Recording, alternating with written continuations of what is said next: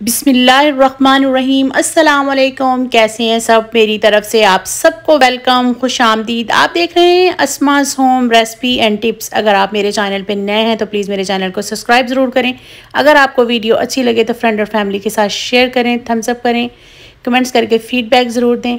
सबसे अहम बात, बेल के आइकन को आपने ज़रूर प्रेस करना है, इससे आपको मेरी हर आने वाली वीडियो सबसे पहले मिलेगी। आज मैं आपके साथ बहुत ही मज़े का, बहुत ही आसान, झटपट मटन करी किस तरह से बनाते हैं, मटन का सालन, इसकी रेसिपी शेयर करने जा रही हूँ। वीडियो को पूरा देखना है, स्किप बिल्कुल नहीं करना, ताकि आप भी इस तरह बहुत ही आसानी के साथ, बहुत ही सिंपल, बहुत लाजवाब सा सालन बना सकते हैं। चलें बनाना शुरू करते हैं। तो मैं बताती हूँ कि सबसे पहले हमें क्या चाहिए और कितनी कितनी क्वांटिटी में हमें चाहिए। इसको हम बहुत ही बेसिक से, बहुत ही सिंपल से मसालों के साथ बनाएंगे। सबसे पहले जो मेरे पास है गोश्त है बकरे का आधा किलो। मैंने इसको अच्छी तरह से धो लिया, इस तरह से मीडियम से पीसीज में कटा हुआ है। मैंने नमक और सिरका लगा के रख दिया था 15 से 20 मिनट के लिए। 1 चाय वाली चम्मच सिरका और आधी नमक की। इसे जब धो लेते हैं उसके बाद तो इसकी जो है कोई भी इसमें से स्मेल नहीं आती। एक मीडियम साइज़ का प्याज है, उसका भी मैंने छीला हुआ है, धोया हुआ है और काटा हुआ है रफली चॉप। एक लहसुन है, उसको भी धोया हुआ और छीला हुआ है, और एक मीडियम प्याज है। मैं इसको बना रही हूँ प्रेशर कुकर में। प्रेशर कुकर में बनाना ज़रूरी नहीं है, आप चाहें तो इसको आम पतीले में भी बना सकते हैं, लेकिन प्रेशर कुकर में बहुत जल्दी बन जाता है और आपको बार बार चेक नहीं करना पड़ता। और बहुत ही बेसिक से हम इसमें मसाले डालेंगे। 2-3 डालेंगे सब्ज़ इलायचियाँ, 1 दालचीनी का टुकड़ा है, 2-3 लौंग हैं, 1 बड़ी इलायची है, और आधी चाय वाली चम्मच जो है हल्दी है, आधी चाय वाली चम्मच धनिया पाउडर है, और 1 चाय वाली चम्मच लाल मिर्चों का पाउडर है, और 1 चाय वाली चम्मच नमक है। नमक आपने अपने जायके के हिसाब से डालना है। इन सारी चीज़ों को मैंने डाल दिया है कुकर में। आप चाहें पतीले में डाल लें, जो जैसे आपको ईजी लगे उसमें बना लें। तो देखिए अब हमने क्या करना है, सिंपली इसमें डालना है पानी ऐड करेंगे, इतना जिसमें गोश्त गल जाए।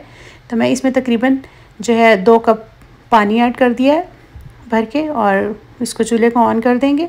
आपने उतना ही पानी ऐड करना है जिसके हिसाब से आपका जो गोश्त बनाए वो गल जाए। इसको तकरीबन 10 मिनट वेट देंगे तो ये 10 मिनट में अच्छे से गल जाएगा। तकरीबन 80% बाकी भूनना भी है हमने इसको। तो सिंपली अब क्या करना है, ढक्कन को बंद कर दिया है, वेट ऑन कर दिया है। तो देखें 10 मिनट के बाद मैंने अब कुकर को खोला है, तो इस तरह से ये है। इसमें थोड़ा थोड़ा पानी है, बहुत ज़्यादा नहीं। अब सिंपली आपने क्या करना है, गोश्त को हिला के चेक करना है कि इतना ही गल गया जितना आपको चाहिए था। तो ये देखें ज़बरदस्त गल गया है।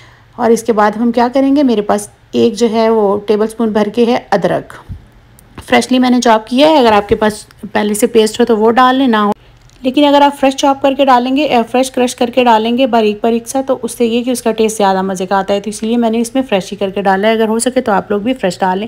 और साथ ही इसमें डालेंगे 2 टेबलस्पून भर के देसी घी। आप चाहें तो कुकिंग ऑयल डाल लें, जो भी आपको पसंद हो, लेकिन मैं इसको देसी घी में बना रही हूँ। और 2 टेबलस्पून ये मेरा होममेड घी है। इसकी रेसिपी भी मेरे चैनल पर है, अगर आपने नहीं देखी तो ज़रूर देखिएगा। ये बहुत ही अच्छा ज़बरदस्त सा देसी घी होता है, होममेड बना हुआ। तो इसे घी भी डाल दिया है, अदरक भी डाल दिया है। और अब हम इसको चूल्हे को जो मीडियम पे करेंगे ऑन, और भूनेंगे। और साथ ही 1 चाय वाली चम्मच जो मैंने भर के जो ज़ीरा है उसको हाथ में मसल के अच्छी तरह से डाल दिया। ज़ीरा भूनते हुए डालें और अदरक, तो इससे बहुत ही मज़े का सालन का टेस्ट आता है। तो देखें अब इसको भूनते हुए 8 से 10 मिनट हो गए। पानी काफ़ी हद तक ड्राई हो गया है, घी जो इसने छोड़ दिया है। अब हमने क्या करना है, इसको 2 से 3 दफ़ा मैंने इसको हिलाया था दरमियान में, बार बार हिलाने की भी ज़रूरत नहीं है। अब हम इसमें अच्छी तरह फेंट के 1 टेबलस्पून भर के डालना है दही, और दही डाल के हम इसको और भूनेंगे 2 से 3 मिनट के लिए।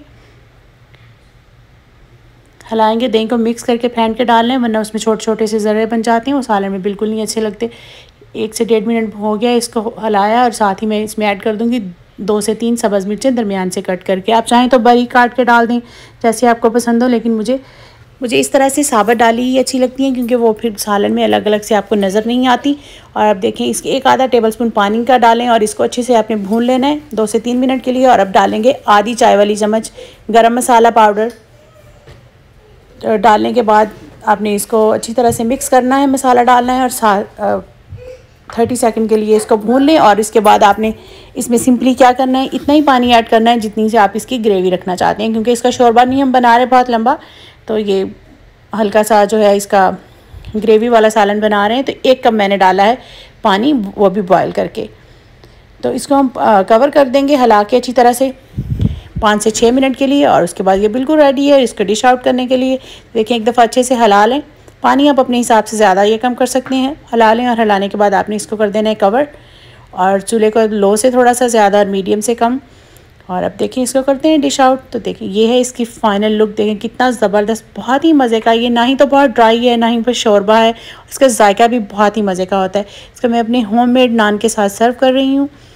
इसकी रेसिपी भी मेरे चैनल पे अगर आप लोगों ने नहीं देखी तो ज़रूर देखिएगा। अगर आपको आज की वीडियो अच्छी लगे तो प्लीज़ इसे फ्रेंड और फैमिली के साथ शेयर करें, कमेंट्स करके फीडबैक ज़रूर दें, थम्स अप आपने करना है। और सबसे अहम बात, आपने मुझे अपनी दुआ में याद रखना है। इंशाल्लाह फिर मिलती हूँ नेक्स्ट वीडियो में, तब तक के लिए अल्लाह हाफिज़। और मैं आपको इसकी क्लोज़ लुक भी दिखाती हूँ। अल्लाह हाफिज़ से पहले देखें कितना मज़े का, कितना लाजवाब सा लग रहा है। तो आप ज़रूर ट्राई कीजिएगा और कमेंट्स करके मुझे फ़ीडबैक ज़रूर दीजिएगा। फिर इंशाल्लाह मिलती है नेक्स्ट वीडियो में, तब तक के लिए अल्लाह हाफिज़। अस्सलाम वालेकुम वरहमतुल्लाहि वबरकातुहू। बहुत सारी दुआओं और तमन्नाओं के साथ, और मुझे भी अपनी दुआओं में याद ज़रूर रखें।